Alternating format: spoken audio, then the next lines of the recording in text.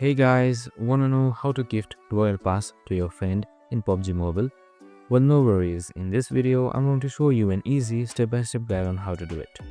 It's super simple, so let's get right into it. Now, first off, simply open up your PUBG Mobile application, and once you're there, on the bottom right, you should simply select this icon right here. So once you're there, you should select mail, and there should be a request that should be sent by your friend in order to give them a gift. So if you don't have the request, just simply tell your friend to request it, because you cannot directly gift Royal Pass to a friend.